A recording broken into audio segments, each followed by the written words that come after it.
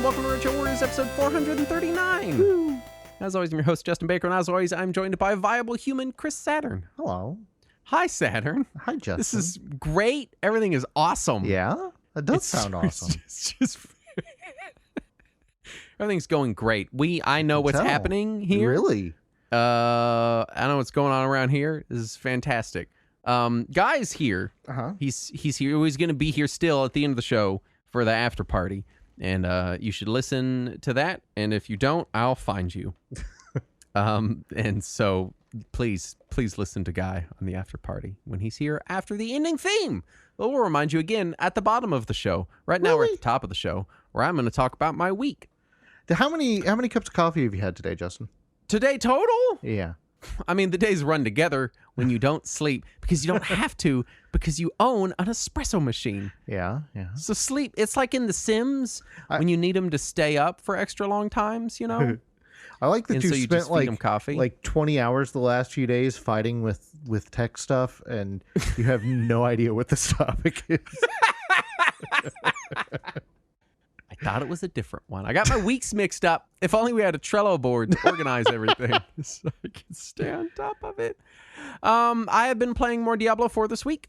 I'm trying to get through the campaign, to do more stuff, to make bars go up, and it's been fun. I have noticed, and maybe Guy can talk about this on his segment if we remember it all the way at the end of the show. But I've had people be like, "Oh man, the story in this one is really good," and maybe I'm remembering the stories in other Diablo games, but usually they're like a devil shows up and begins doing bad things and you stop them. Yeah. And that's also the description of the plot of Diablo 4. Maybe I'm not too far. Maybe it gets better. You know what I mean? Like maybe like halfway through where you're like, oh shit, it's not a devil. Actually, it's an alien. I don't know. I don't know what the twist could be, but something. But it's fun. It's Diablo. I've been enjoying it. I like the new skill tree system.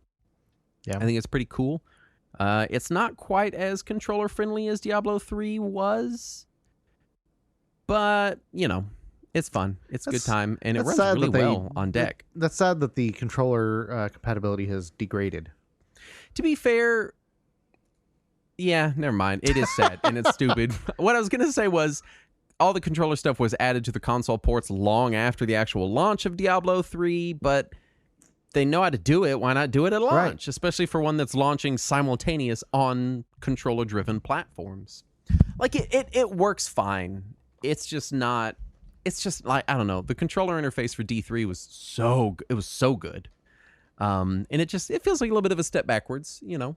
It feels like a controller interpretation of like regular Diablo instead of really redesigning everything around the controller. So like it functions just fine.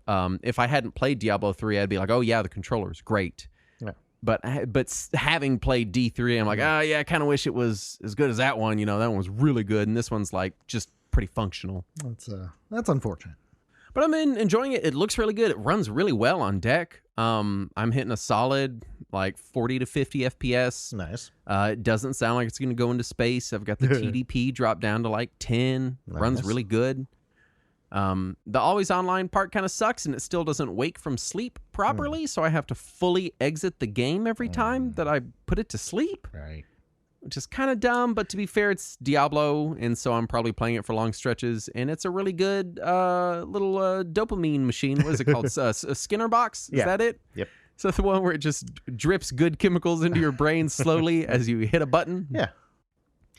So it's been a good time. I am playing, as is tradition, a Barbarian on my first playthrough, and so I like the Barbarian in this one. He's cool. I've also put about 25 to 30 hours into Linux this week. And why is that, Justin? So Discord updated. Uh-huh. And everyone got upset. And they're like, they totally changed the fucking interface. And I got frustrated because it's frustrating that like we have built our community and Discord keeps showing up and disrupting it in annoying little ways, adding the Nitro gift box to the chat bar, redoing the entire interface on mobile, just little things that it's like, this is frustrating that This is our community that we have built, and they get to show up and just kind of knock shit over like a cat and then wander off into the distance and never have to answer for anything they've done. Also like a cat. It's, very cat-like Discord is what I've discovered. And then they go shit in a big box of sand. And so we were talking, as we usually do every time Discord does a dumb thing. Mm-hmm. And we were like, hey, it would be really cool if we had like our own like self-hosted alternative. Right. Like, we're probably not going to leave Discord. It functions. It's very easy to organize. It's got a robust moderation suite. But it would be nice to have like a fallback. Like if tomorrow Discord just exploded or, I don't know, got bought by some like rich billionaire that fucked it into the ground, which, I mean, I don't know how that can even happen. It can't happen. Then we're just basically 500 plus people sort of scattered into the wind. Right. I mean, we would be able to shout at them through the podcast to tell them where to find us. It would basically be several weeks of us on the podcast. But then even then, a lot of people in the Discord don't listen to the show anymore. They've stopped listening to the show because they just hang out with the they just community. hang out and they're like, I joined because I listened to the show, but then now I just kind of hang out here and I don't have time for podcasts, which is great. I mean, these people are our friends. Yeah. And so I looked into hosting like our own federated social media instances, but the problem there is that like Matrix is not nearly as robust as Discord, and we use a lot of the moderation and organization tools, and we just went through a bunch of options. Yeah. And then other ones were like, oh, this needs pretty robust hardware or decent internet. And finally I was like, why can't we just have like a fucking forum and an IRC? That little 1-2 punch combo has been great for decades. Yeah. It still functions fantastically well decades later. Yeah. And I thought to myself, well, Justin, you're an experienced Linux user and you've been running your own home servers for years. How hard could a web server be? Turns out web servers suck. So I've spent about probably 30 hours in the last few days learning what the fuck SQL is, learning what the fuck a LAMP stack is. Yeah. Learning what the fuck all of the individual components of it are, and learning how to run one. So we currently, right now, have a functioning forum. Mm-hmm. It is considered a testing ground right now because as I'm figuring shit out, I might have to nuke it from orbit and start over. I don't know. Right. So You're we're not looking ready forward to to that part, right? Yeah, no. We're not announcing anything yet. Right. But the idea is that we will have our own self-hosted, as in we are hosting it on our home network that you can access over the internet, IRC server and forum that I suspect once it's set up and running will probably barely get used, but will be a nice, it's peace of mind, right? It's a safety valve. Please do not try to attack it, though. Oh my God, please don't. Please don't do this. So yeah, nothing to announce yet, but we are working toward having our own forum and our own IRC server just so that we can kind of break away a little bit from being so reliant on corporate social media companies. Yeah. Because they suck. They do suck. Mm-hmm. And then it'll just give us some self-reliance, I think. Also, forums and IRC are retro. Yeah, and they're fun. And they're fun. So I spent a lot of hours figuring that out. Thank you to everyone who is helping me troubleshoot it because, man, I don't know what the fuck SQL is. It's like a black box to me. I tell programs to talk to it, and then things come out, and I'm like, what does it mean? Like it's completely. I have no fucking idea. And I always hated when there was a request for a new SQL server at my last job because every single time, just about, I would set up the server. I'd sit there and start installing SQL and encounter some issue that I did not personally know how to fix. And I'd contact our SQL experts, and they were like, why didn't you tell us? We would have made this server. What are you doing? And then they would delete my server and just generate a new pre-imaged one that already has their whole SQL interface preloaded on it. And they're like, you don't get admin rights on this one. Like, oh. Like, I know how to run servers, and I know how to administrate Linux, but web servers are just a different beast. I will say this. If you are out there, and you know how to do this stuff, I'm positive you could probably do the whole fucking thing in 30 minutes and think I'm an idiot. And if you are so inclined, please reach out to us. We would love the help. But yeah, we're just trying to sort of, no, we're still going to use Discord, I'm sure, Right. because it's convenient and it's ubiquitous and it's where Right. we all already are. Yeah. But it'd be nice to have a backup, you know. My only complaint with IRC back in the day was that anytime I was not in the channel, I could not see the history. So I would just stay logged in for weeks at a time. These days, you can set up IRC relays, Right. which But, that's my plan. Yeah. But also, there are IRC Discord bridge saw bots that. these days. So I might just bridge IRC into Discord and then see what kind of fucking crazy shit that makes happen. Then we'll start seeing people getting slapped with trouts in Discord.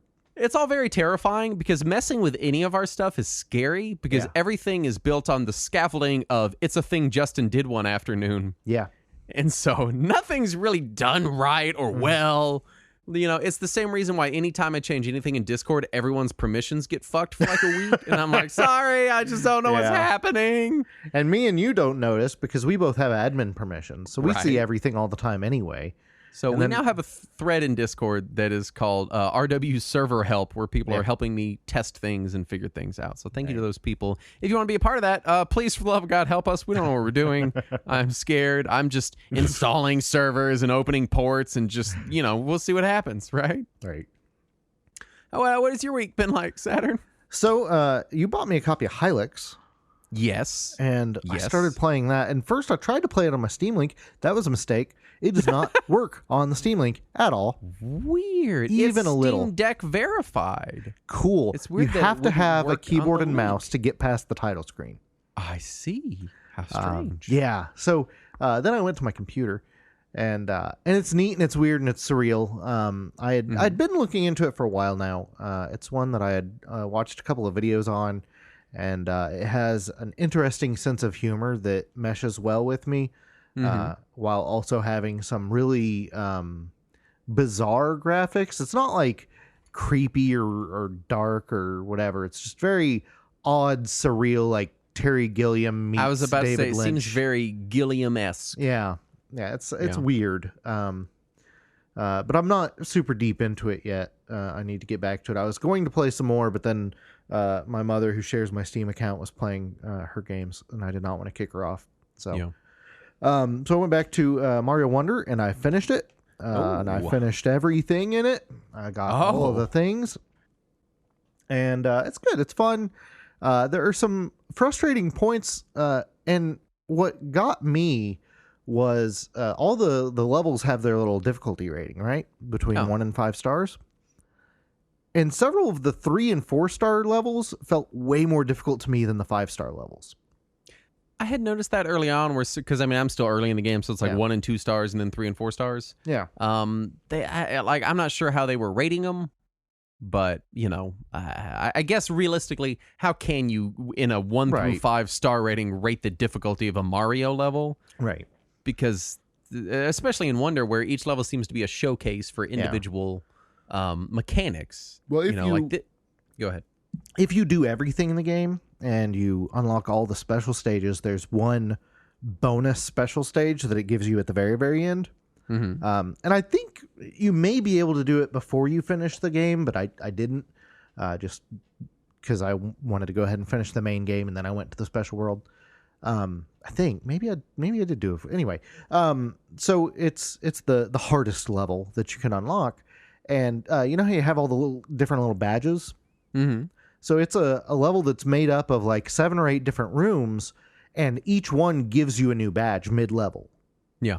And you just have to complete this incredibly difficult platforming challenge with whatever badge it gave you, and then change on the fly. And most of them require pretty close to perfect platforming skills. Like there's very, very small windows for mistakes, and that should have been the most frustrating level for me, and it absolutely was not. I had a blast with that level, just bashing my head against it, because there are a few checkpoints in it to help you get to the end. And for some reason, just learning the rhythm and pattern and flow of all of it was a lot of fun for me. So I enjoyed that. And then after I finished Mario Wonder, I went ahead and started and finished the remake of Mario RPG, Yes. which we will talk about on another episode. A future episode. Yeah, so next week we'll get to that. And yeah, so if you don't want to hear anything about it till you play through it, go play through it now. Right? Now's your time. And then I happened to open up Steam one morning, and one of the games that it was recommending to me on the front page was this thing called Exit 8, which I'd never heard. Sorry, The Exit 8. Oh. Is something I'd never heard of before. It's made by a little Japanese indie studio. And it is a surreal, like, I don't want to say it's horror, but it kind of borders horror. I saw this too. It looks like a weird, like, liminal space thing. Kinda, yeah. It's like PT meets liminal spaces, but nowhere near as intense as PT. I noticed it because the liminal space it has is this kind of like all tile walls and floor and ceiling kind of subway looking space. Yeah. So and I used to have a recurring nightmare in a space like that. Oh, then you do not want to play this. It popped up on my feed and I was like, my nightmares come true. So it took me 2 hours to do everything in this game. It's a very short game, but it also cost me like $3. So I feel like that was a good investment. It's really neat. You basically walk down this passageway in a Japanese subway system, and then the passageway repeats, and it continues to repeat essentially forever. But after your first loop, you notice an extra little sign at the entrance that says something is happening. If you notice take a look at your surroundings, notice anything anomalous. If you see something anomalous, turn around. If not, continue walking. And that's your entire instruction for the game. Yeah. Which, you know what? That instruction works perfectly for me, because when I see fucked up shit, I want to turn around anyway. That works great. Yeah. I got to tell you twice. Right? And some of the things are really hard to notice. Like one time there was one less door in the corridor than there was the previous time, or there was a light on that there wasn't previously. And, you know, those are, if you notice them, you're like, oh, something is different. But then other ones are kind of goofy. Like one time there's always this guy walking the opposite direction. And one time he was just arbitrarily 9 foot tall. Like he's not threatening or anything. He's just walking by looking at his cell phone, but he's just super tall now. And then there are some that are unnerving or disturbing or frightening. I'm not going to go into those because I want to scare you, but it is fun. I enjoyed it. I have a feeling it's one of those things that streamers are going to find and glom onto just because they can react to it. And I'm it seems pretty rampant for streamer bait. Right. So I'm a little sad about that, but I would like to see more from the studio, and I would love to see additional content added to this, because I think there were 30 some odd anomalies that you could find.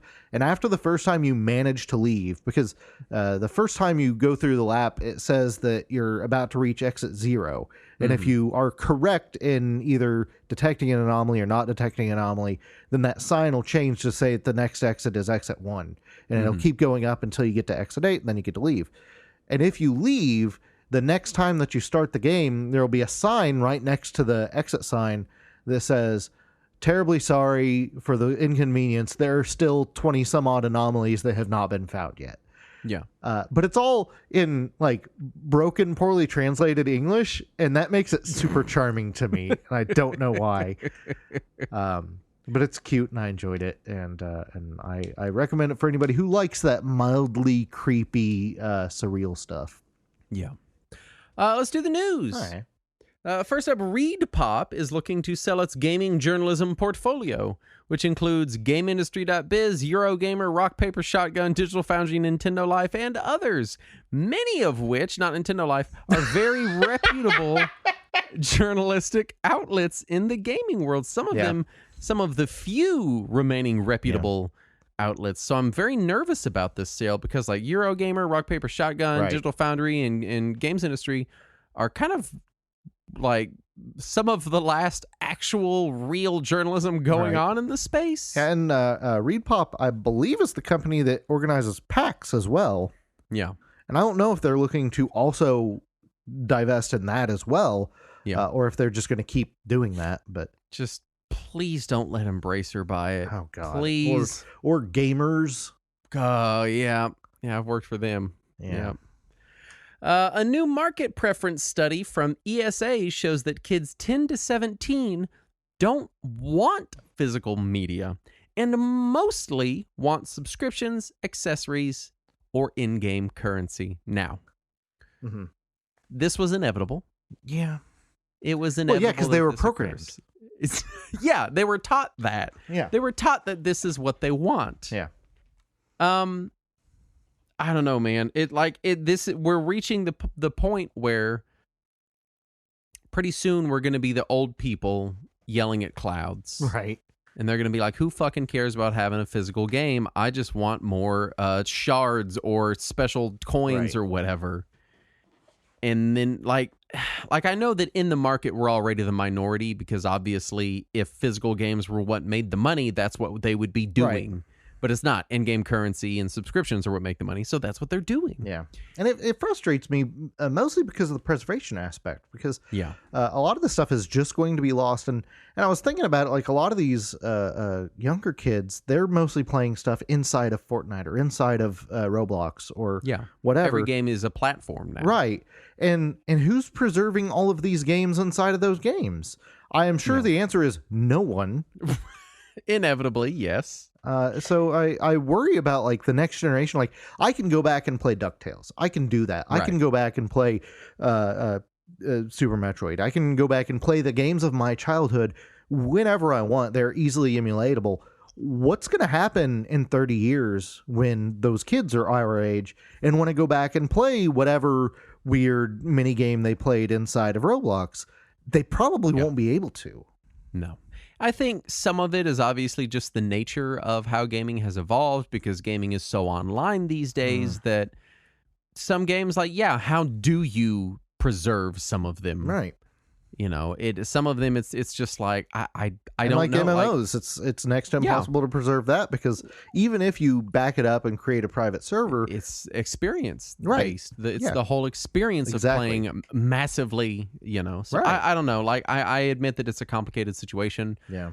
Anyone in that younger age bracket, I encourage you to fight for the consumer rights that you deserve, even if they're not ones you necessarily want to exercise right now. Right. Just know that giving up rights just because you aren't exercising them is a bad idea. Right? Seriously. You should keep the rights you have and fight for more. We need preservation. We also need digital ownership rights. It's frustrating out there. A new web service called DOSDeck allows you to play DOS games via a browser window, which has already been a thing for a long time. I mean, archive.org has like thousands of browser-based DOS games. Have you messed with DOSDeck? No. Well, first of all, it's all legal. Okay. And the games that are in there are either shareware demos or public domain or have been released or whatever. Yeah, exactly. So it doesn't have a ton of games in it just yet, but it controls wonderfully even with the gamepad. It's very nice. They got Lemmings. Mm-hmm. Jazz Jackrabbit, is right? Yeah, you got the first Warcraft. You got Lost Vikings. Oh boy, the Black Cauldron video game. Look, they're not all winners here. Oh man, Epic Pinball! I played the shit out of that. Oh, Heretics on there. That's pretty cool. I didn't realize that it was like a nice front end. Yeah, and it plays well, including with the gamepad. It's really neat. I dig on it, and I would love to see it continue to grow with new games. I believe a couple more games were added fairly recently, so it does look like they're continuing to try to grow. Fangamer has released a new Earthbound documentary. I assume the word new is there because they had an old one? No, somebody else also released an Earthbound documentary fairly recently. This is a different one. Yes, I'd seen that they released this because I was shopping on their Black Friday sale, and I saw... or maybe it was shortly thereafter. I don't remember, but cool. Good for them. Yeah. I hope that it is good, and I'm sure Saturn will let us know how it is when he gets his copy in the mail. The Earthbound community has had a weird and tumultuous journey over the last 25-ish years. So it is. I'm curious what all they had to document there. I also am curious because it seems that while Earthbound is still very much a beloved game, I feel like a lot of the kind of excitement and speculation has died down around it a little bit just because it has now become so available. Right, yeah, it's finally been re-released in forms It's that are on playable. platforms. Yep. It is places now, and it feels like the Earthbound community has to do less fighting for this Right. game that they love to make it available, to make people aware. Like it is solidified in the canon of great video games TM Right. now. Like And it's they- there. And there's not as much fight for Mother 3 because we all realize what sacrifices will have to be made if it does get localized. Yeah. We're like, maybe we should just keep the fan translation. Yeah, that'll be our secret. Yeah. But no, it's that's true. It is available. However, the cartridge is still grossly expensive in the collecting community. Just Yeah. exorbitantly priced. Yeah. Fans have created a 3D printed Sega Neptune that can actually function. It looks adorable. So that's cool. The only thing I could ask for from it is if it actually connected to a Sega CD as well. That would just be the best. I was going to ask, was the Neptune supposed to be Sega and 32X put together, or did Yes. it also include it was not also a Sega CD? Right. It was Just the Sega and the Genesis and 32X. just cartridge based. Yeah. Yeah. Well, cool. Yeah. Good for them. Right. Samurai Showdown RPG gets a fan translation. I'm pretty Finally, stoked about this. you can play the Samurai Showdown RPG that I think uses fighting game inputs. Is that does. correct? That is correct. Instead of traditional stuff. What was this originally on? Was this like Neo Geo CD? Neo Geo CD, What- I believe. Yeah. Okay. Neat. A new G.I. Joe game, The Wrath of Cobra, is a retro-style brawler based on the 80s cartoon being published by a company called Freedom Games, which, Yeah. all right, but developed by a company called Maple Powered Games, which I've makes me never heard of. suspect that they are Canadian. What? And I just don't know how I feel about Canadians making a G.I. Joe game. Like, that feels like it's against some kind of convention somewhere. There was a Canadian G.I. Joe. What was his name? I'm trying to remember now. It would have had to been something pandering and possibly offensive. I'm almost certain it was. His name was called Sorry Man. There was a He just Mountie. apologized all the time. I'm just saying Mountie. I don't see his actual name. But no, I vaguely remember there being a Canadian character in G.I. If there Joe. is, Maybe I'm and they wrong. are, then they have to include him. Right? They have to. Ubisoft accidentally released a remaster of Beyond Good and Evil before removing it from sale and stating it would be announced sometime in 2024. Oh, Ubisoft. They Just can, a little baby company run by Yeah. idiots. Good Is it- job. what idiots? What absolute fucking idiots are unable to correctly put their release date in their Steam listing, but they can successfully cover up for years of sexual assault. Ubisoft. Oh yeah, I that's think the that's one. the answer to that Jeopardy question. But I'm sorry. What is Ubisoft? Oh, right. Is that the correct answer? No, because I asked it as a question. You can't answer also as a question. That doesn't work. Anicorn is releasing an $800 Mega Drive themed watch, It looks which pretty looks cute. really cool. Yeah. But that's $800. Yeah, it does not look $800 worth of cool. at Which in the all. world of watches, like that's on the low end, right? Because I Ugh. mean, there's watches that are like $50,000. Ooh. But also, it's an $800 watch, and I think there's no complications. I think all it does is show the time, Mm. which, like, for $800, at least show me the date. You know what I Yeah. mean? Or the day of the week or something, anything. I don't know. Maybe, like, My watch checks Shit. my blood oxygen, and it didn't cost Yeah. anywhere near $800. so really cool. I'm sure it's going to sell out immediately, just like those I'm sure. Capcom watches, just Right. like the Mario watches. Yeah. Like these, they make these things really small runs, and they just sell out Right. really quick. So I'm Yeah. sure it's going to be super success. Yeah. But oh well. Atari is adding 12 Atari 2600 games to Atari 50, which was their big collection. Yeah. They Yeah, came out it's- recently, so good on them. I'm glad they're adding stuff to it. I would have rather them have added more Lynx games or Jaguar games or 7800 or 5200 games or something Yeah. different that we haven't seen a million times. But still, free games is free games, and that's nice. So 12 Atari 2600 games, that's like what, 14 kilobyte update that they're pushing out to the It could Yeah, be that's as much as a 24 kilobyte update. Oh my gosh.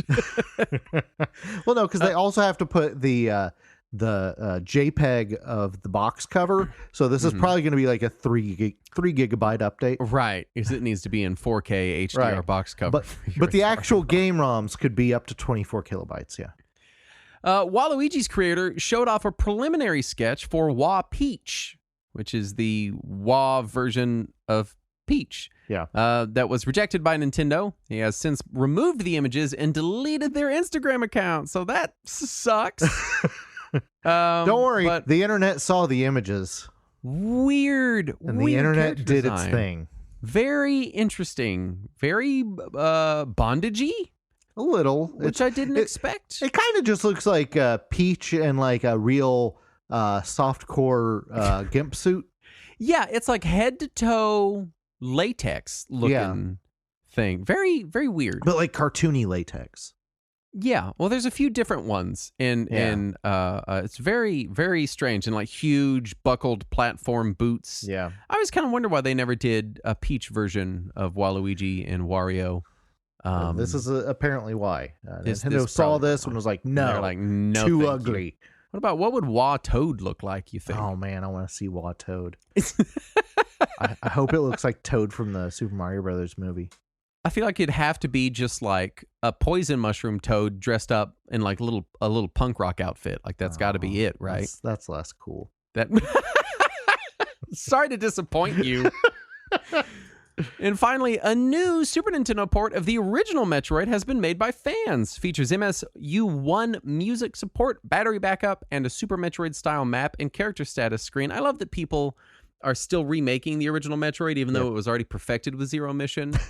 Well, this is just a straight up port. Like it still has the original NES graphics. Oh, really? It is a straight up port of the NES game. They just added features to it to make it a little less shit. It's neat. This is the same guy that did Super NES ports of DuckTales and Mega Man 2 and 3 and The Legend of Zelda. I remember those. Yeah. And all of those also had MSU1 support, but this one seems to have more new added features than those did. Yeah. Did you ever play the ROM hack he made called Super Mario Brothers 3 Plus? Maybe. If I did, I don't remember it, but very possibly. It lets you play as Mario or Luigi or Peach or Toad, and they all have different gameplay styles. Uh-huh. It's really neat. It's worth checking out if you haven't. Huh. Cool. And finally, that brings us to our topic at hand, which is Super Game Boy. Apparently, it is. Apparently, that's what we're doing this week. I know what day it is and what's happening. Right. How late into today did you remember that we were recording tonight? No, I knew we were recording. I think good. I worked on server stuff for 8 or 9 hours until Courtney was like, you need to stop. You need to have a life. You need to go live it.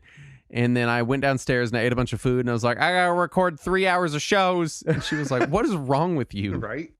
Stop working. I gotta take a moment to say I agree with your wife. What is wrong with you? I don't know that her or any of my doctors will ever really figure it out. But I have high hopes for them. I think that one day they'll get there. Gonna map your brain. As far as release info, is released in June 1994 worldwide. The Super Game Boy 2 revision released exclusively in Japan in January of 1998. Yep. First encounters, I don't remember getting my Super Game Boy. In 1994, I would have been 6. And so I don't know that I got one right at launch, but I had one and I played it a lot. Yeah.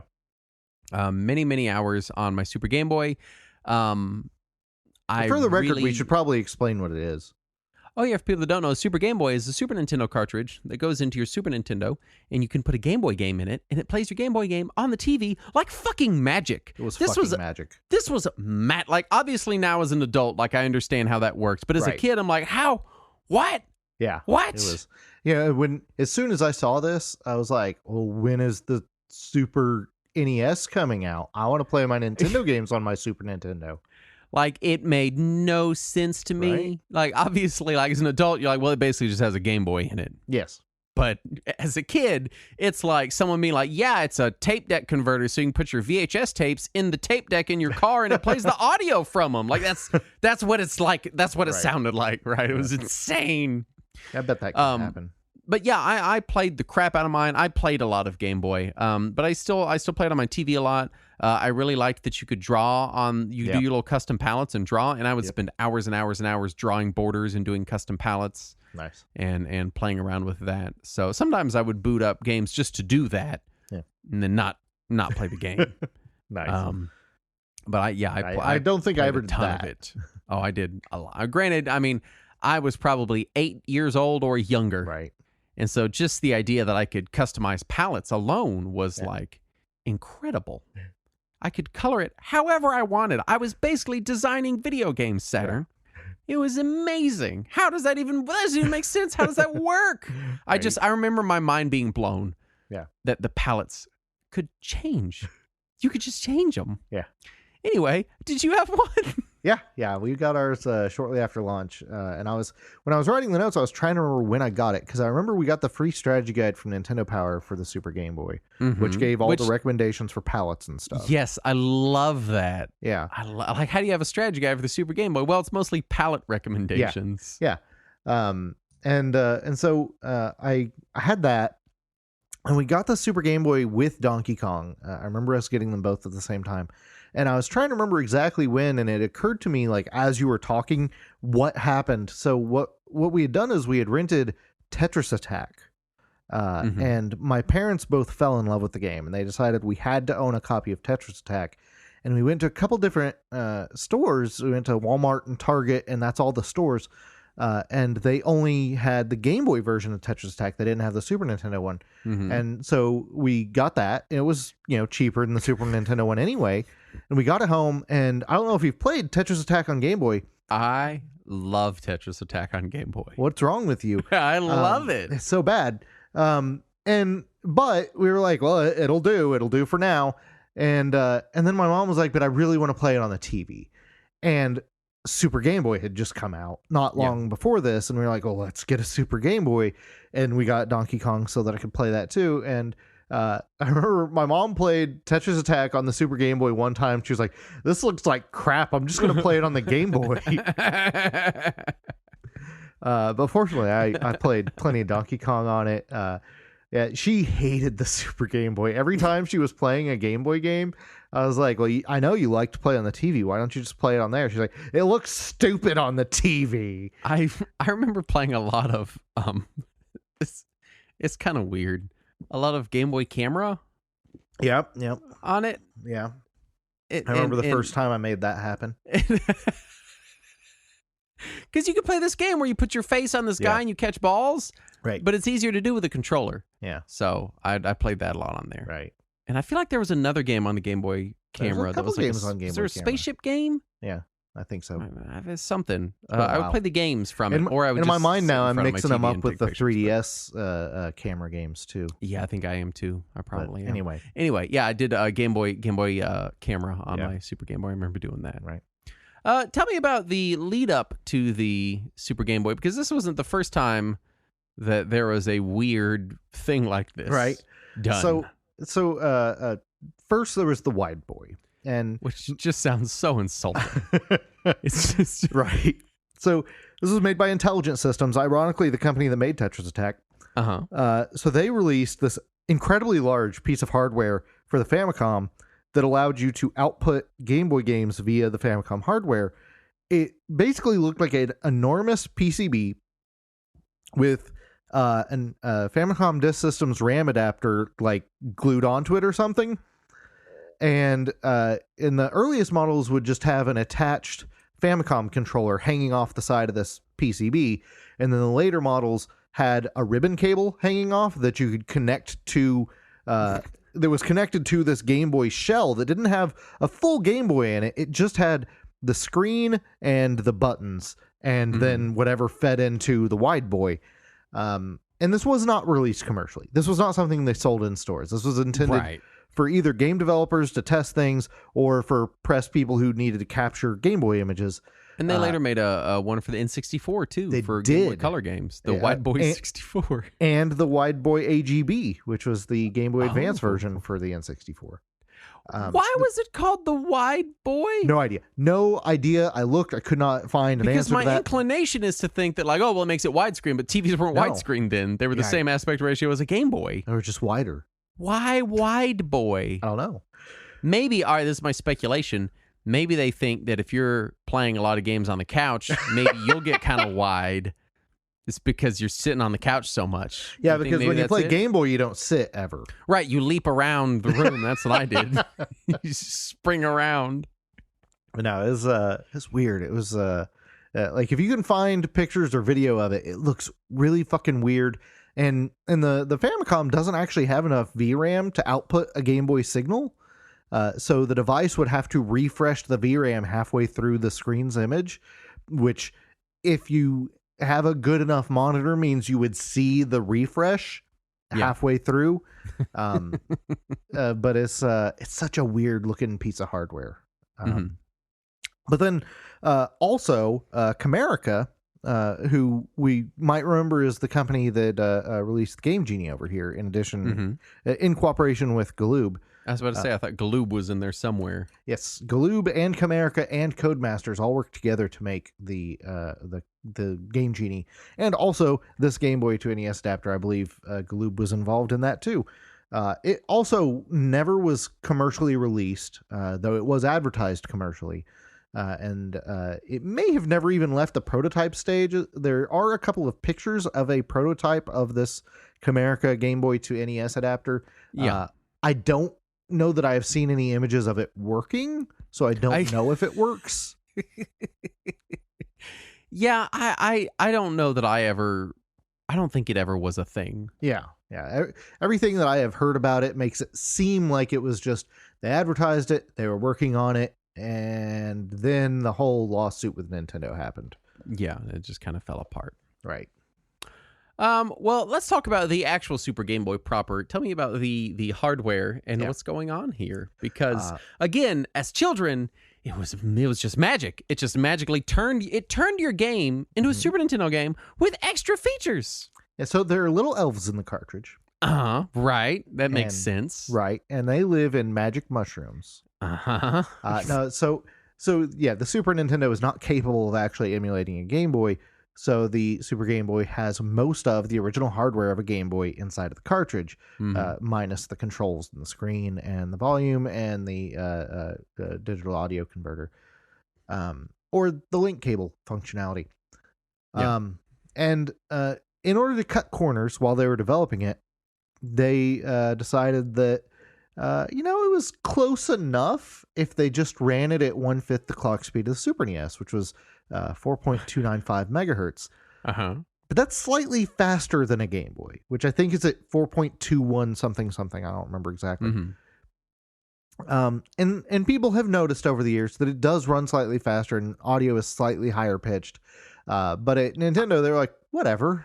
I feel like, I'll say this, I never noticed it. I didn't either until people pointed it out to me. Like, side by side, if I was looking for it, because I've seen the videos and comparisons and shit, like, yes, then I would notice it. Yeah. But as a kid, never once occurred to me that it was running at a different speed. Yeah, it didn't ever occur to me until I saw people mention it on the internet, like 10 years later. And then I went back and played some of the games I'm most familiar with, and I was like, oh, I can hear a slight pitch difference. I can't tell in the gameplay at all, but I can hear it. But in 98, they did release the Super Game Boy 2 in Japan only, and it runs at exactly the Game Boy's clock speed, and it has the link cable port as well as LED indicators for power and the link cable, and it includes a few new borders built into it. Some really cool borders. Man, SGB2 had cool borders. Also, with the link cable, you can now hook up your printer, your Game Boy printer, to your Game Boy camera. Though I think the bigger selling point was this was in the middle of Pokemon Mania. So you could link your Game Boy to your Super Nintendo. I think the bigger selling point is printing stuff, Saturn. I don't know what you're talking about. Hooking up your Game Boy printer that we all had and used constantly, right? Everyone, right? I don't know that I ever had paper for my Game Boy printer. Oh my God, I went through so much. I keep almost buying a Game Boy camera and a printer because I miss them so much. Yeah. But I'm like, no, what the fuck? I have like a laser printer. Why do I need this? Yeah. That's, Yeah, no, Super Game Boy 2 was always on my list of things to pick up and then never did because it works on North American systems with North American Game Sure. Boy games. Yes. Like you just slap them in there and it goes. Well, yeah, because Game Boy games aren't region locked, and the Right. Super Nintendo's only region lock is those little notches. Which you can just cut out of there. Exactly. That's what I did. Some sharp Same here. pliers and cut them right out of there. Yeah. So I am also considering a Super Game Boy 2 right now, just because my Super Game Boy blew some capacitors, so it doesn't produce audio correctly anymore. Yeah. I didn't know that Hori released a control. Actually, you know what? I take it back. I did know that they released it because I remember seeing this thing. Yeah. It was like Game Boy colored, wasn't it? Yes, it is colored like a DMG Game Boy. It's weird monstrosity. It had like 15 fucking buttons across the front of it. No, 6 buttons on the front. That's a lot. That's a lot back then, Saturn. No, it's the same as the Genesis controller. Because actually. I just looked it up because it had color in window buttons. Yes. Yeah. Like it labeled them appropriately for the functions in the Super Game Boy. Yeah, so if you set it in SGB mode instead of Super Nintendo mode, those buttons would just do that hotkey instead of you having to hit 2 buttons at once on a regular Super Nintendo controller. But yeah, it was a Japan only thing. It looks really cool. It looks really neat. I don't know that I would ever use it. So it's fine though. It is fine. So let's talk functionality because that's kind of the meat and potatoes of the Super Game Boy. Yeah. Because it adds so like looking at the feature list now, it doesn't feel like it adds a lot. Right. But back then, it felt like a ton. There was a ton of cool shit you could do on this thing. Yeah. So we talked about color palettes. Yeah. There are a ton of built-in color palettes, but then you can use or generate your own. Yes. Which is amazing. And I do remember being a kid and being frustrated that I couldn't go like individually, like I want this guy to be red. Yeah. And I couldn't like drag my little cursor over to him no, that's not gonna and happen. make him red because that's not. It's the Game Boy is a 4-color console. You get to make something out of those 4 colors. And I remember being like, why the fuck can't I just color the guy the colors that I want them to be? But it did have the color palettes, which was really exciting. It had different borders. Yep.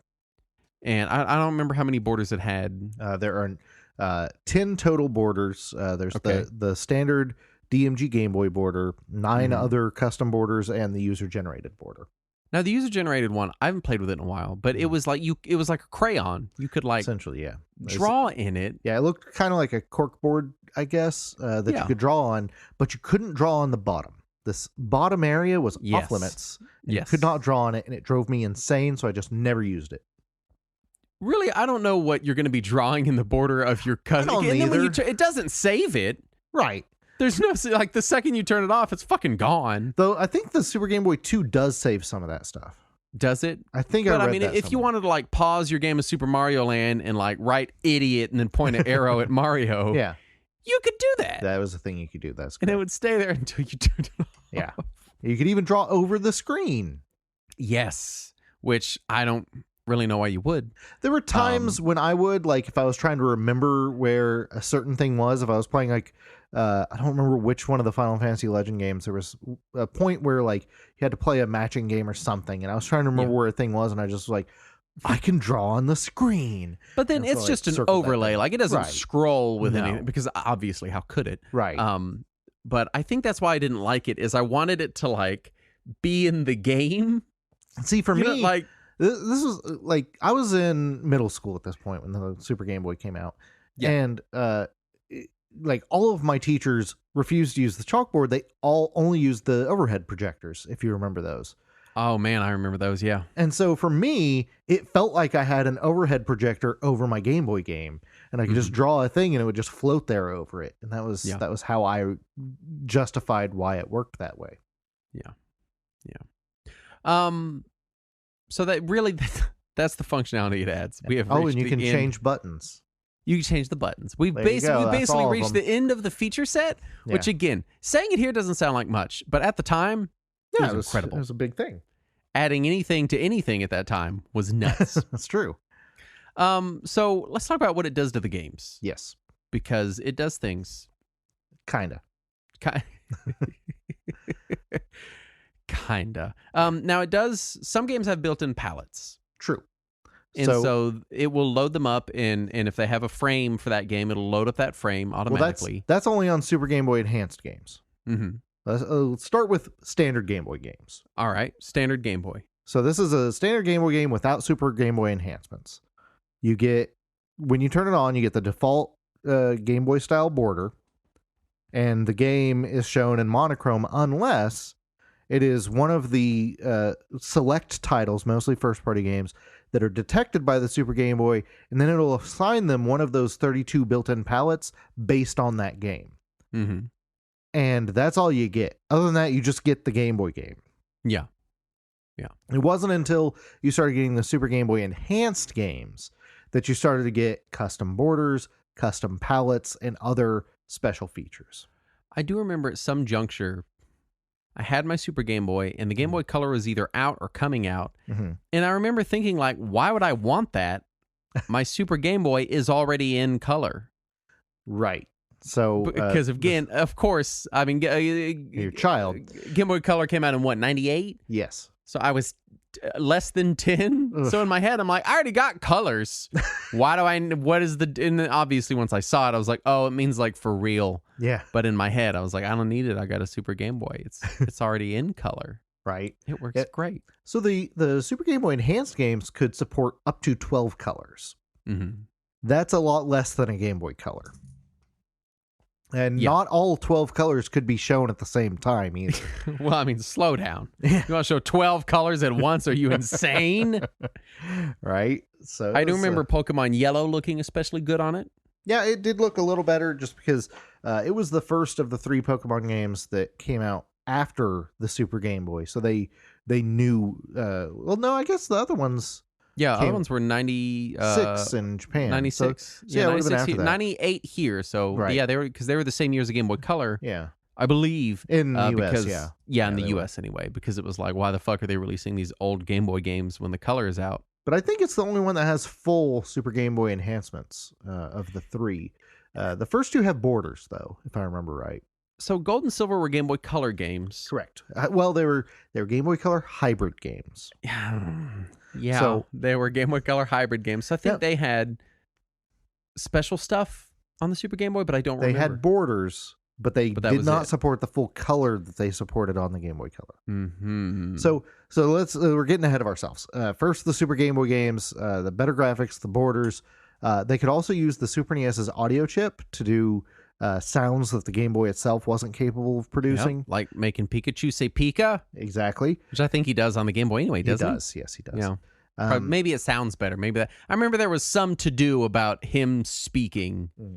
Maybe it sounded better or something. Or maybe we were all small children and imagined it was better and told each other that. I can't remember. The thing that I immediately noticed was in Donkey Kong 94, Pauline says help on the Game Boy, but it sounds like just a generic noise that the Game Boy is making that kind of sounds like the word help. Yeah, like a little trill. Yeah, whereas on the Super NES, it is clearly a PCM audio of somebody saying help 3 times, whereas on the Game Boy, it was just that one noise. So you could tell the difference.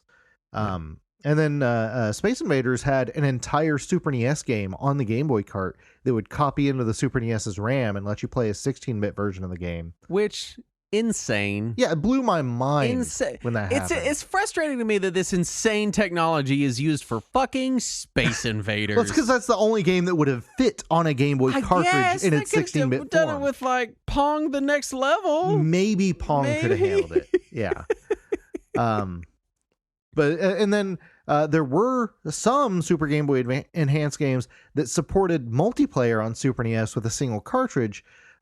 Several fighting games had 2-player, and several of the Bomberman games even supported 4-player via multitap on a single Game Boy cartridge on a single console, which also blew my mind when that happened. I was like, this is a Game Boy game. How am I playing 4-player on a Super Nintendo? This doesn't make any sense. It's almost like they designed it with the hardware in mind. Right?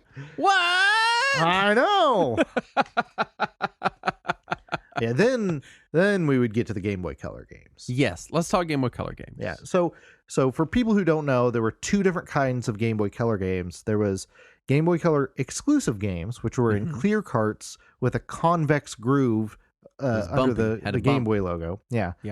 You can think like Pokemon Crystal was Game Boy Color exclusive. And then you had the Universal Game Boy Color games, which were the hybrid games. They were mostly in black carts with the concave groove, same as on standard Game Boy games. And those would play on Game Boy, Game Boy Pocket, Super Game Boy, and Game Boy Color. And they would play on the Super Game Boy games, but not in Game Boy Color mode. So it would play in standard Game Boy mode. Because the Super Game Boy wasn't capable of Game Boy Color, because it was, again, basically a Game Boy in a cartridge.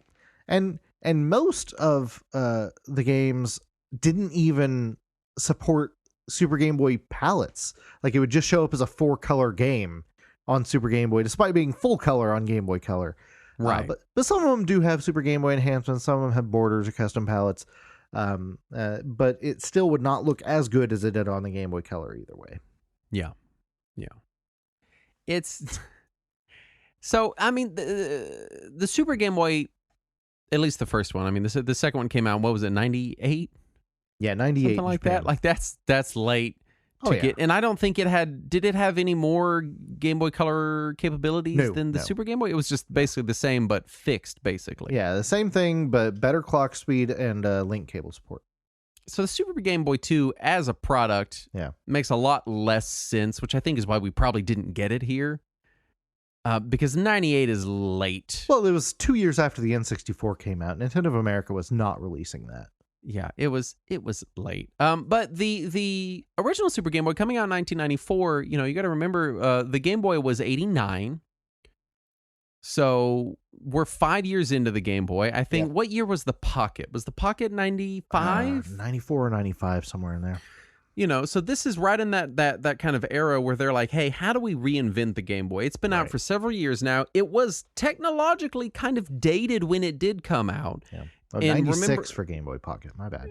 And remembering the market conditions at the time, other companies were releasing Game Gears and Lynxes, which now we would scoff at the comparison, because they did not sell anywhere remotely Game Boy numbers. Well, the Lynx was dead by this point. And by this point, yes. The Game Gear was on life support by this point. But in this early 90s era, I guess what I'm saying is in this early 90s Pocket, I could see Nintendo being like, shit, how are we supposed to compete? Other people are releasing color backlit screens, and obviously it played out the way it played out. But at the time, they didn't know. In the early 90s is when things like the Play It Loud series would have gone into planning and then production.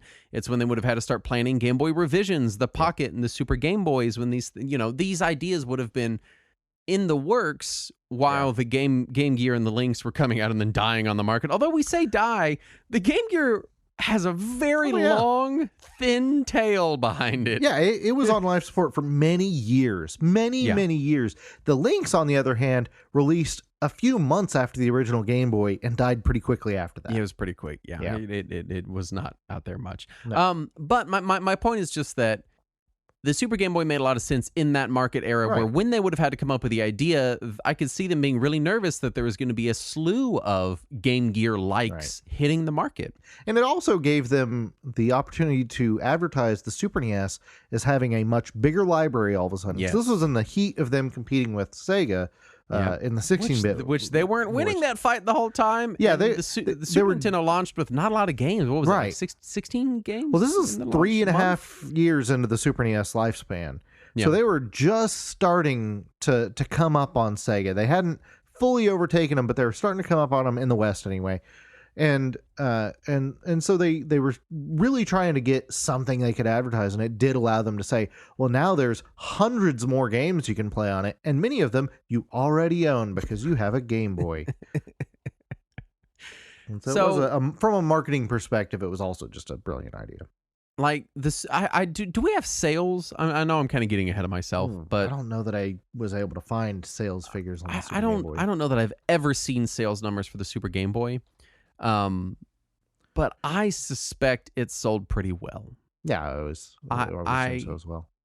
And it was a really neat and smart piece of hardware at the time. I guess is my point. We're getting ahead of ourselves yet again. Let's talk about some notable Super Game Boy Enhanced games, because I had a Super Game Boy. I had a Game Boy Pocket. I had a Game Boy Color, and I did not know because they're not super well advertised unless you have Nintendo Power. Like if you're in the magazine, sticker on the box and on the cart. I didn't have the boxes. It's on the cart too. It's all of them? Yes. All of them? Every single Super Game Boy Enhanced game has a little emblem on the cart that says Super Game Boy Enhanced. I'm going to look at this shit. What is it? How tiny would that have been? All right, hold on. It would have been very tiny. It would have been about the size of the ESRB rating. 94 cartridge. I didn't know. For me, it was just like, oh, I don't know. I put this game in and it does things. All right, here we go. Oh, yeah. Hold on. Let me blow this up. 1080p. Yeah, I do. I see this tiny little kind of gradient. Top right, yeah. Interesting. Yep. Very interesting. I didn't know. Yeah. I didn't know. I was a kid. I didn't understand. Some games did things. Other games did not do things. Yeah. And maybe if you grew up with one like me, you just thought it was kind of random. And you're like, yeah, some games do shit and some games don't do shit. I remember it was a long time before I even realized that there's a difference between the black cartridge Game Boy games that were Game Boy Color enhanced. Right. And the actual proper Game Boy Color games. I was like, why are some of them weird? Granted, again, in this age, I'm like 9 years old. Right. Yeah, but still. I knew which ones were Game Boy Color hybrid versus Game Boy Color exclusive just because of which ones would work in my Super Game Boy. Because I really wanted to play Dragon Quest III on my TV because you can't fucking see it on a GBA. It's impossible.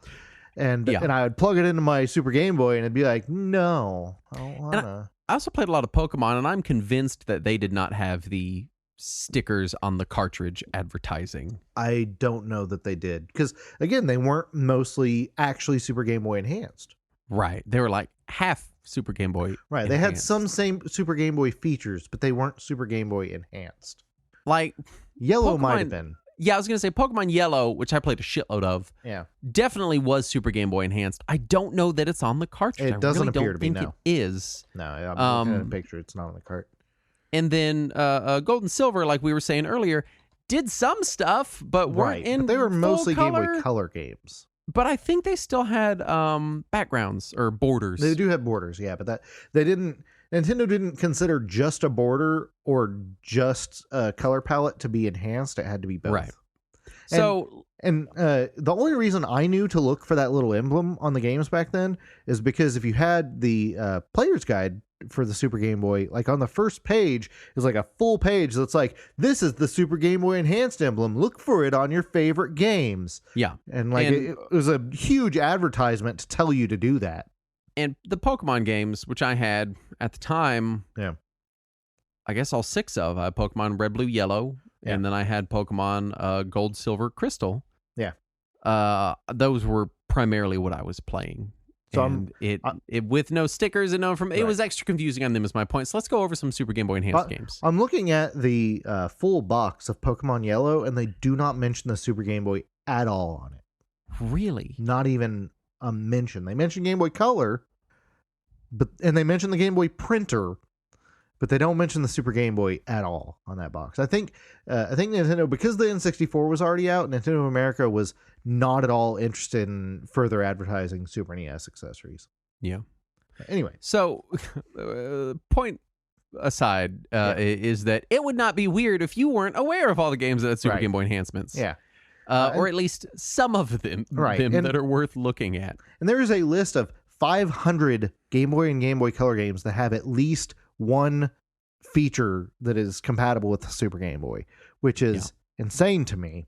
Yeah. But there's also like 1,800 Game Boy games, not even counting the Game Boy Color games. So it's an enormous library. There's bound to be a lot of them. So we're not going to mention all of them. Donkey Kong 94 and Space Invaders, we both mentioned the Super Game Boy enhancements in their respective episodes that you can go listen to. Yes. They are some of the most enhanced Super Game Boy enhanced games that I've seen. They're very enhanced. Yes, and they're very impressive. There were a few others that were fairly early on that had some impressive enhancements as well, but those were the two that were like the showcases for the Super Game Boy. Yeah. Like you said, fighting games, Street Fighter 2, Primal Rage, Killer Instinct, Samurai Showdown, Battle Arena Toshinden, all had 2-player versus modes. So it worked very well. I have played 3 of those on my Super Game Boy in Versus mode, and they're all pretty decent for a Game Boy game. Wario Blast featuring Bomberman had 4-player mode. In case you remember that game, that was a thing. I have that one. That was for a minute. That was the one that I played on my multi-tap that blew my mind. Mario P-Cross. Mm-hmm. I didn't realize had Super Game Boy enhancements. Yes, it has a completely different title screen that it shows you if you have it plugged into a Super Game Boy, and it changes that default Game Boy shaped border that the Super Game Boy has to allow part of this altered title screen to bleed over into the background. So it looks like full screen. Right, but it looks like it's just like overlapping on top of a Game Boy frame. Yeah. Which looks really cool. And then as soon as you hit start, it changes the border to a custom border for the game. Dragon Warrior 1 and 2 had different borders that would shift around depending on where you were in the game. Yep. Game & Watch Gallery also had game-based borders, so whatever game you were playing, it would shift to that. On all of them, including the Game Boy Color-based Game & Watch Gallery games, still had Super Game Boy enhancements. So. They made a shitload of those Game & Watch Gallery games. They made at least 4. Yeah, and then they kept making them on GBA, too. I forget about that. I never played a single one. Not a one. You know, they're not 100% accurate to their Game & Watch games, but the changes they make are good. Like, it makes it a little more playable. Yeah. What a glowing endorsement. A little more playable. Kirby's Dream Land 2 used high color mode all over the place. And Pokemon, we talked about Pokemon, which is kind of a weird mixed bag. Yeah. Kirby's Dream Land 2 actually uses a mode. Apparently, the Super Game Boy can produce more colors on the screen at once if it is a still image versus if it is a moving image. And so Kirby's Dream Land 2, in several situations, tricks the Super Game Boy into thinking it is a still image for a split second just to use some extra colors, which that's neat. I really wish they had come out with a Game Boy Color version of this. Yeah, me too. Just because, I mean, obviously, like it continued on in the Game Boy Advance adapter for the GameCube. The Game Boy Player. Just kind of, and I guess kind of we're getting into Legacy. That's kind of the direct lineage of this. Right. But it feels like a weird it feels like you're missing a step in the middle here. Right. Yeah. I would have really liked to have seen a Game Boy Color one, which apparently the Game Boy Transfer Pack on N64, if you hack your N64 or hack something, is a fully functioning Game Boy cartridge reader. Like it could have definitely. I think can you have they hacked it so that you can play Game Boy games from the Transfer Pack? I believe so. I think I had read somewhere that somebody has managed to get that to work. Like, it's frustrating that the technology was right there, and they used it, but not for that. Right. And, no. And also, Intelligent Systems released, as we mentioned before, those Wide Boys for the N64. Wide Boys. Which you don't want to play too much, or you will turn into a Wide Boy, apparently. It had both the GBC and AGB versions of the Wide Boy. And then EMS and Daytel also released unlicensed adapters to play Game Boy Color games via home consoles. So there was some competition. I miss the era when you would get these cartridges to increase compatibility and add system. Like, Sega had a lot of them. Yeah. Sega did a lot of these kinds of things. Nintendo really, I mean, they did several. They did the GameCube one. They did 2 different iterations of the Super Game Boy. Yep. Like, and I know sometimes we sound like crazy people when we're like, man, I wish they would release like a 3DS reader for the Wii U. That would be great. Yeah. And then I feel like a lot of the times it's met with like, well, that's ridiculous. Nah, it's kind of not, man. It's not that outlandish. Especially when you could just load the ROM and run it that way. Yeah. You can do it. It's so much easier these days because everything's just a computer and you can just load the ROM off the cartridge. You guys, you could do it. But I wish we had sales numbers on the Super Game Boy because I suspect it was extremely successful. I knew a ton of people with one, so I have to think that it did pretty well. Yeah, I really am just kind of guessing at it. It But it was like it launched in America. It was $50, I think, which is not terrible for. That's basically like what was the Game Boy Pocket was $99.99 at launch. I think it was $89 for the Pocket. $89, but roughly half the price of a Game Boy Pocket. Well, this was pre-Game Boy Pocket, and it was It was, if I remember right, it was either right at or just under half the price of what the Game Boy was selling for at the time. Yeah. So, if you want Game Boy games, you can get it for half the price if you don't care about it being portable. Like, it was a good deal. And also, Game Boy games typically sold for $30 or less in this era, whereas Super Nintendo games often sold for $60, $70, $80. So if you were just looking for more games to play on your Super Nintendo, this suddenly made games cheaper. You couldn't rent them as easily, but you could at least get them cheaper. What was the Super Nintendo's MSRP around about this era? At release, it was $199. This is a few years in, so it was probably around 99-ish.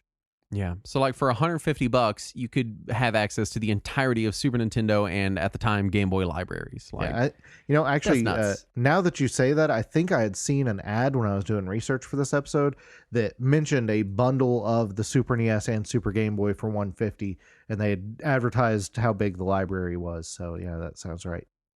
So, and this is now we're just in the era of complete rampant market speculation. Right.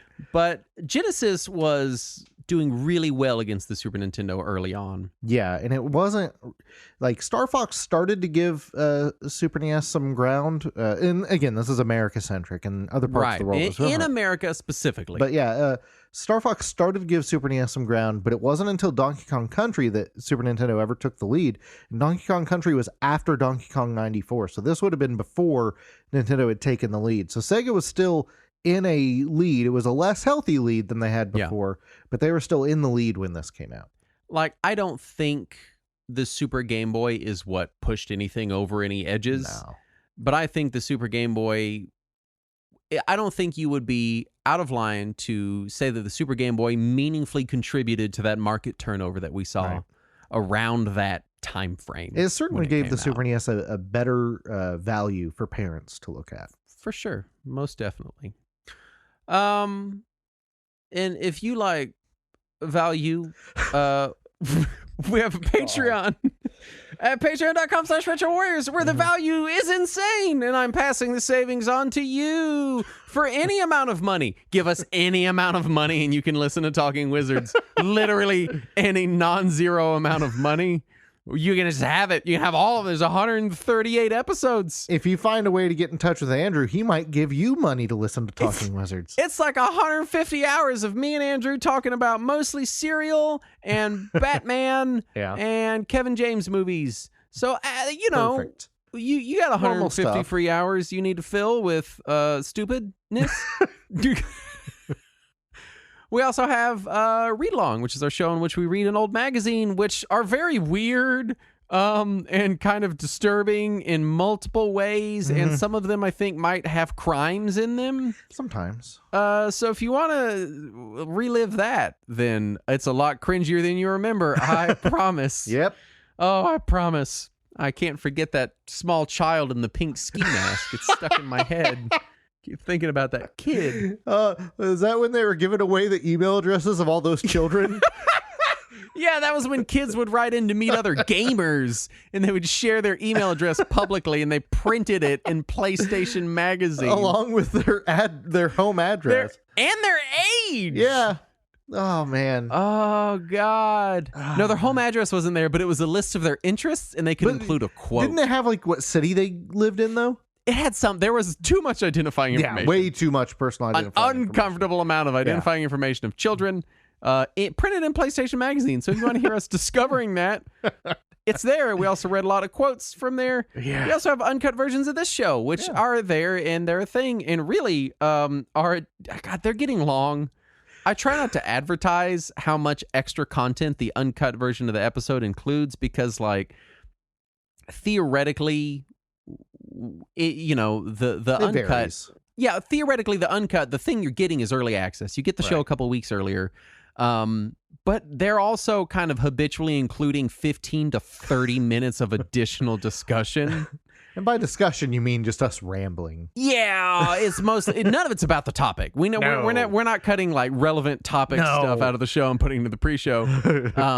But because there's no standard length for the pre-show, I try not to advertise like, hey, get lots of extra content. Because sometimes we might be in a hurry and the pre-show is 5 minutes long, but more often than not, it's 20 solid minutes. I always get flustered or sad when I see a video or hear something on the internet and they're like, and if you want to hear more about this and hear my real thoughts on this, subscribe to my Patreon. Whereas our show is just like, if you want to hear us talk about dicks and ladders, subscribe to our Patreon. Dicks and Ladders is my forthcoming hip-hop album. I hope you're all looking forward to Dicks and Ladders. I don't know that we've had a pre-show explicitly about dicks and ladders, but I wouldn't put it past us either. I talked about falling off that ladder one time on the pre-show. And we've talked about dicks plenty of times. Yeah. And we want to thank the following patrons for their kind donations. Wait. First, stay after all this for Guy. We forgot to mention that before the segue. Stay like we for were the supposed after to. Party. Yeah. Yeah, because everyone tunes out in the segue. They can't handle it. It's too much mustard. Too intense. Starting with Raid. And Stranger Alps. Oni Onoi. Vega. 4E Care. Mayo Man X. That's my favorite ROM hack. Gorthum. Matthew Webb. Alexander VG. And Rainbow Relic 220. All the patrons we want to thank for giving us a non-zero amount of money, which gave them access to Talking Wizards. Yay. You can have it too. Anyone can have it. I'm not sure how Patreon works. I don't know if you can donate a penny, and I don't know if it would cost me more in fees than I make off the penny. But if it's possible, you would get access to talk. Please don't. I mean, because this would cost me money.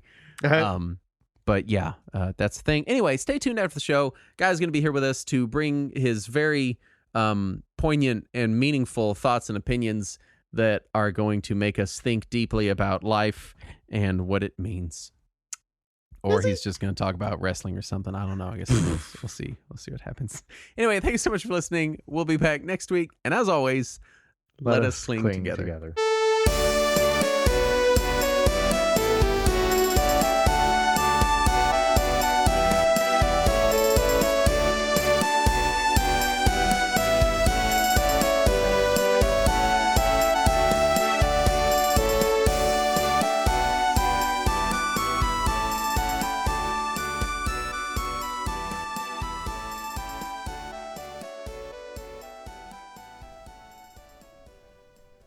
Hi, welcome to the after party with our producer, Guy.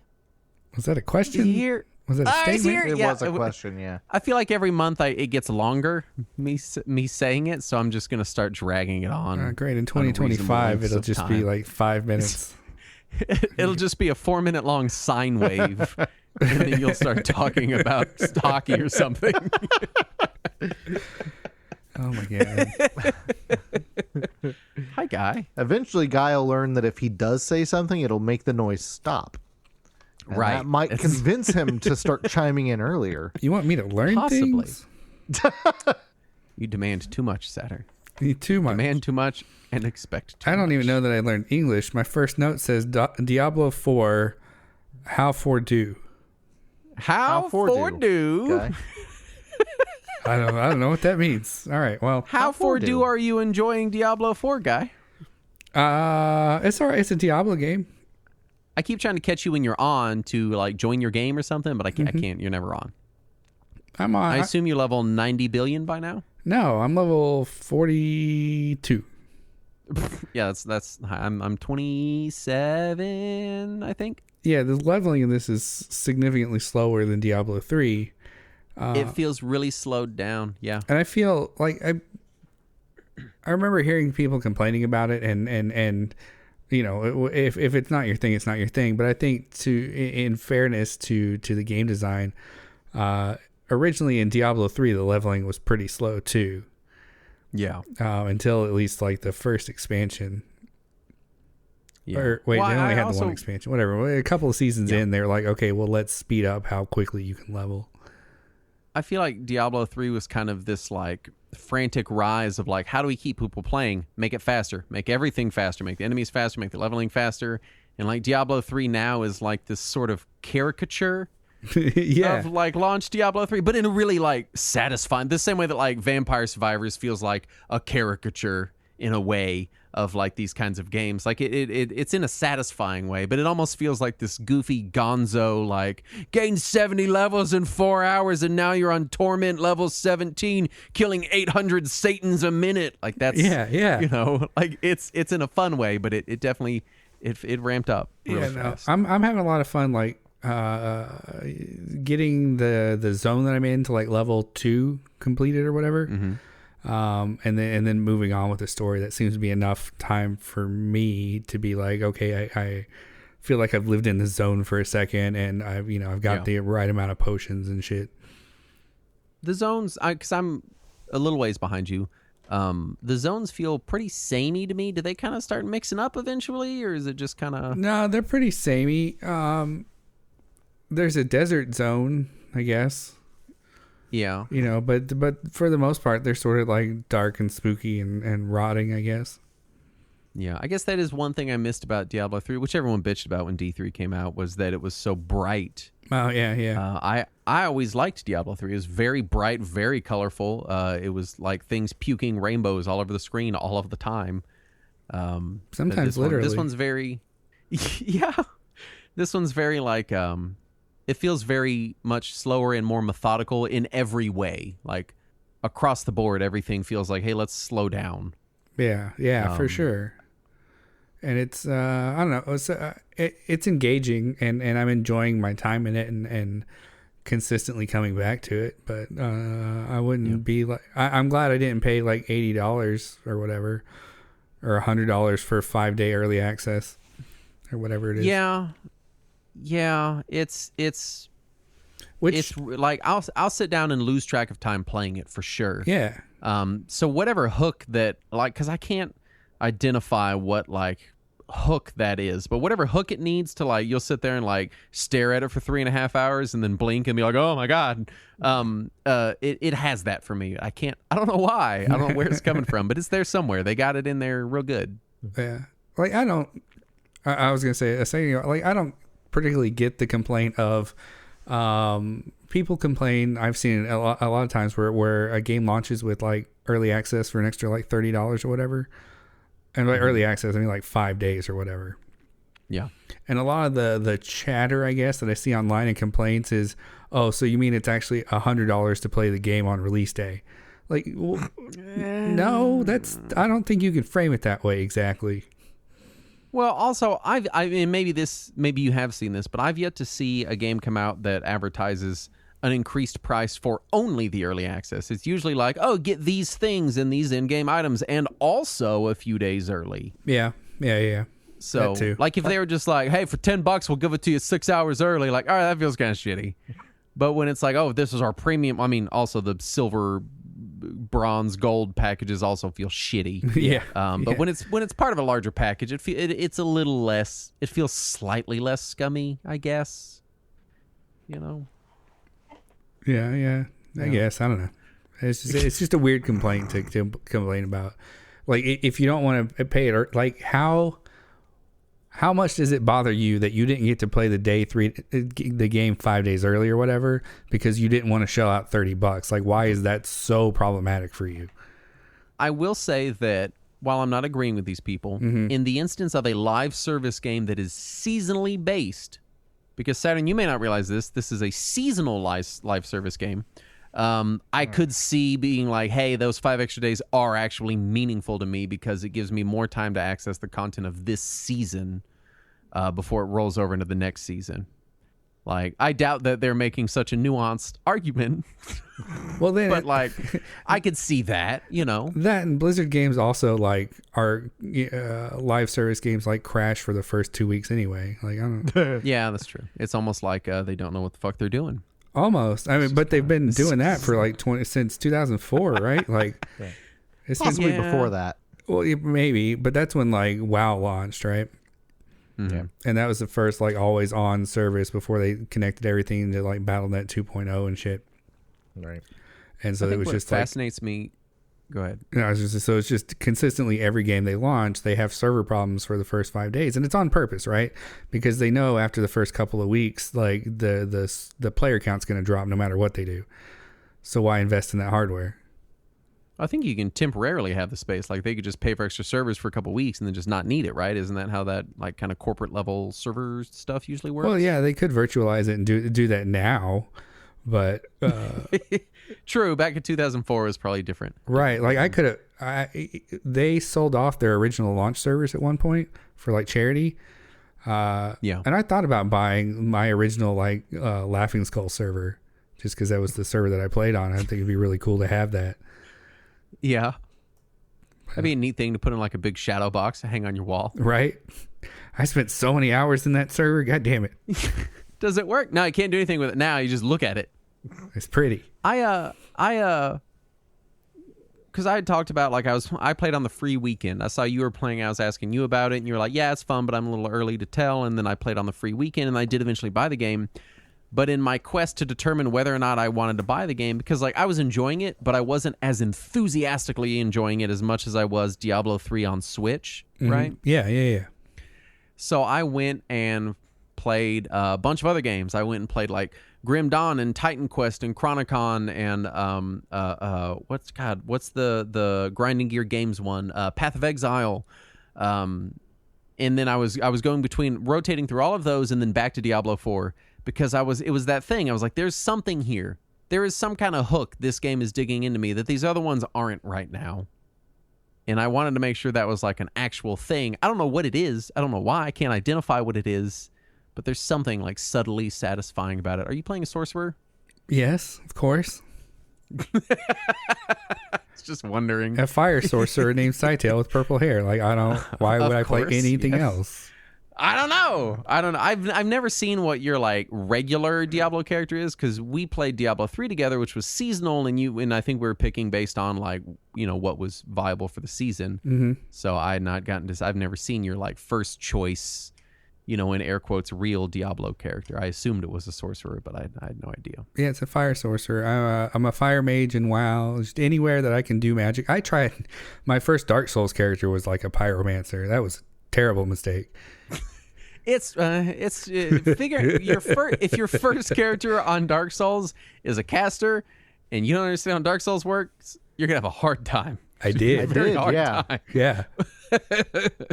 Yeah, not an awesome choice. Because I also choose a caster in every game that I can choose a caster. Oh yeah, yeah. If you know how Dark Souls works, you can make it work. But you gotta, if you don't know and you're going in blind on your first playthrough, that's a death sentence. Like you and Dark Souls have ruined me now. Like when I'm trying a new game in any genre, really, I'm like, I'm just gonna play a meathead and learn how to play the game. Then I'll come back.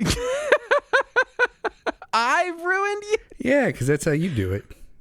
I do, yeah. I just play the big dumb hitty guy, and then I hit thing. I'm playing a barbarian right now. I've been playing barbarians since I was a kid. Right, and you get through the games, and you're notoriously bad. So that means that if I do that, I should be able to get through the games too. This is true. All right, maybe this is true. See, now, go ahead. That doesn't work for me. When I was playing FF14, I was trying to level all my characters evenly to get them all up at the same level, or not all different characters, all different jobs.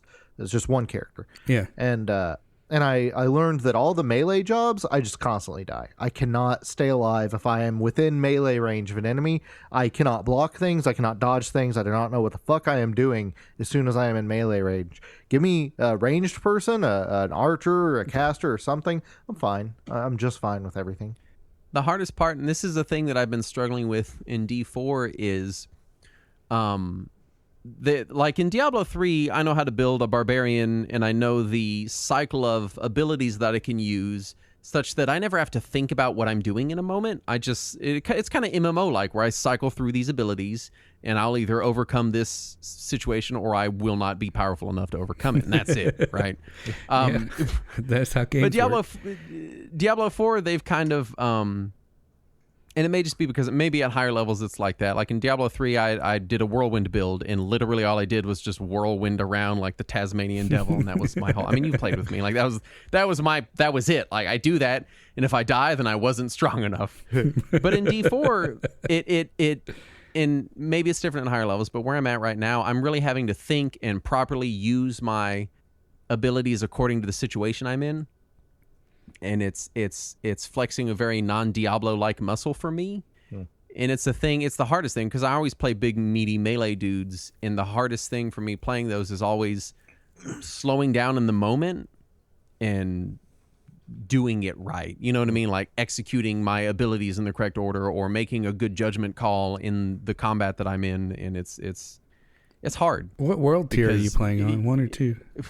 I'm on 1. I didn't know you could start on 2. Can you just start on 2? Yeah, you can just start on 2. Oh, It's yeah. like- No, I started on 1, and I'm going through the whole story. I'm not skipping the campaign or anything, just to like get through and experience the, in air quotes, the campaign of the game. Yeah, I'm doing the same thing, but on 2. Oh, well, damn. So you're gonna be like a whole world tier above me. Yeah, I guess so for now. Well, shit. Oh no. I remember in Diablo 3, so the higher world tiers, I was like, yeah, it goes like easy, medium, hard, and you're like, no, scroll over, and it scrolls over to like Torment 17, and I'm like, what does that even mean?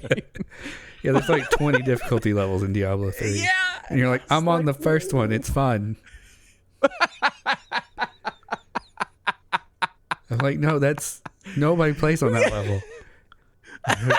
I'm learning that for this one because this is supposed to be the MMO of Diablo 4 games. I run into almost nobody. Yeah, same. I noticed that too. I think in all my time, I've seen like 4 other players. Mm-hmm. And I'm like, where the fuck is everybody? Like, what? Yeah, I wonder if they have it like has to be always online, then where the fuck are they? Yeah, I wonder like how many people are in a game session, right? Yeah. Or like maybe So if you're in, like, if you do a session, does it make like, I guess you don't know, but does it make like a private session or? I have no idea. Yeah, I haven't tried it. Huh. Yeah. Very interesting. All right. I don't know. It's fun. I'm excited to play more. I'm still not loving that it does not wake from sleep easily. It's deck verified, and then the game fucking borks itself every time you hit the sleep button. That's frustrating to me. Oh yeah. It does that on Xbox too. Quick Really? resume. Sometimes it works. Sometimes it doesn't. It does not work at all for me. It's Oh, like wow. so what now? It'd be one thing if the game just bumped back to the menu. It'll do this shit where it leaves me in the world. And this, let me lodge this complaint. This is my biggest D4 complaint, is that when I hit the pause button, it gives you all these tabbed menus, right? One of them's like the special currency shop, and one of them's the seasonal thing, and one of them's this, and one of them's the map, and one, it's got all these little tabbed menus. And flipping between those tabbed menus takes multiple seconds. And to Oh. get to the game's options, you have to go through 3 of those flips. So just to open the options menu takes like 15 seconds. And it's the no. weirdest complaint, but it's really annoying. On Series X, those are immediate. No, they're slow for me for some reason. I don't know if it's a Proton thing or what, but they're like, it's like I can take a video. It's like, it's very slow. It's several seconds to flip through to the next menu. Justin, I believe you. I don't need a video. No. I'm going to take a video if you don't fucking believe me, guy.